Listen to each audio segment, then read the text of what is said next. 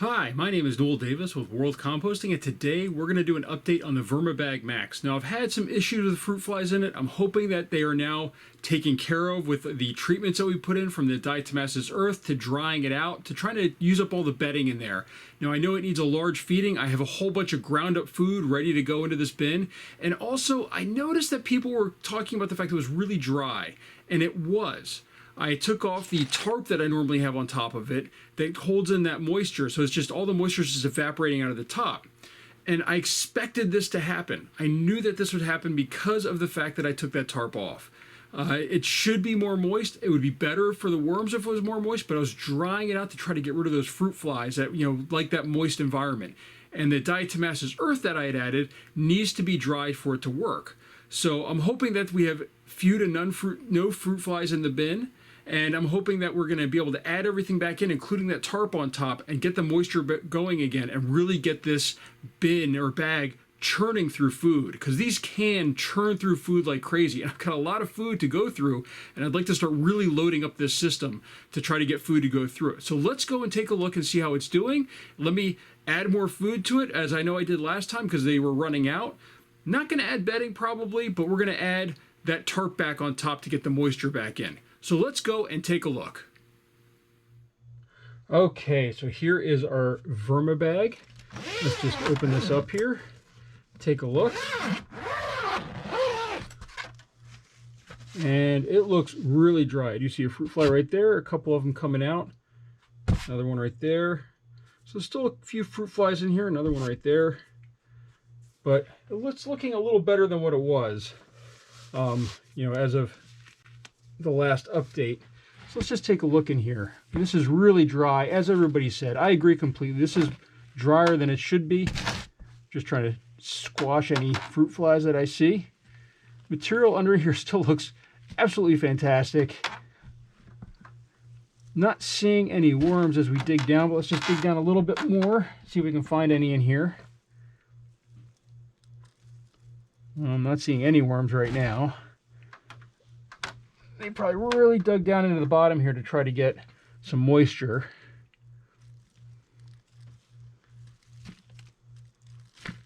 I'm not seeing any.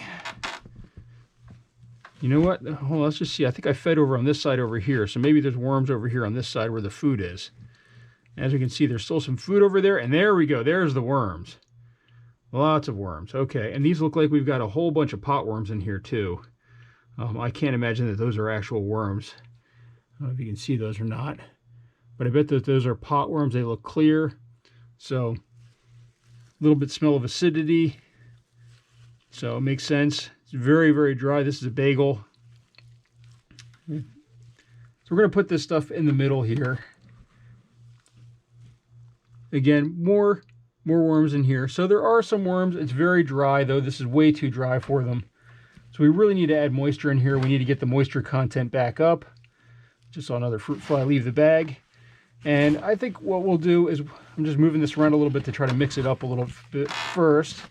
But I think what we're going to do here is we're going to just put a whole horde of food here in the middle here and really try to get this bin going. So we're going to pile this back in here in just a minute. There's that bagel. So I have a whole bunch of food. This is not frozen food, but it's ground up. So I've got a big bucket here. I'll lower it down so you can see. Big bucket of ground food up here. So we're going to dump a whole bunch of this in here because they really do need some food. This has a lot of pumpkin in it. This is a lot of food, but that's okay.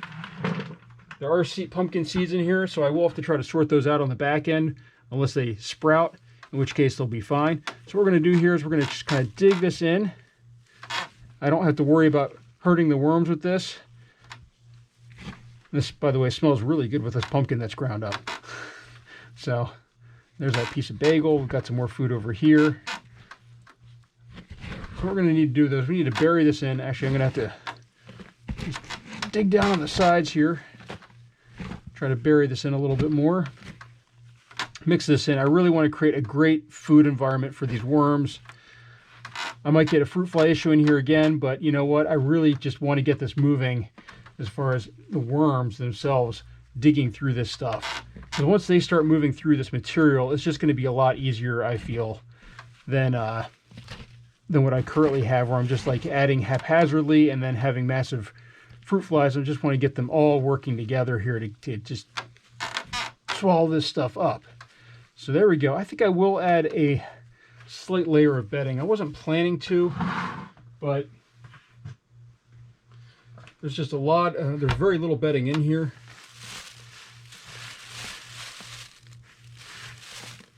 All right, there we go. I'm not adding any grit this time, just so you guys know. So there's bedding. I am going to add also some water because this thing is so dry. And actually, you know what? I'm going to add some water, and then I will add a little bit of grit on top of that. So I've got my watering bottle right here. So I'm going to pump this up, get some pressure in here, and we're going to water this down. Get the sides wet.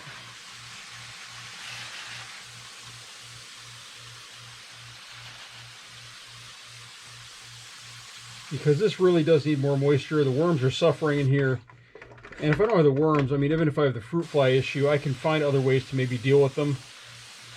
But the worms are important to me. I really need those guys to be working through this food. I just have too much food that's saved up from that I've been meaning to try in other systems and things, but I really, really need this one to get working well because it's a really easy system to harvest. It's really easy to load it up. And once it gets going, these bag systems are just phenomenal. Now, just as a reminder, if you're looking to buy one of these, I do have a referral link down below in the description section. All right, here's my crab shell, by the way, and eggshell that I'm adding. Just going to sprinkle this just lightly on top.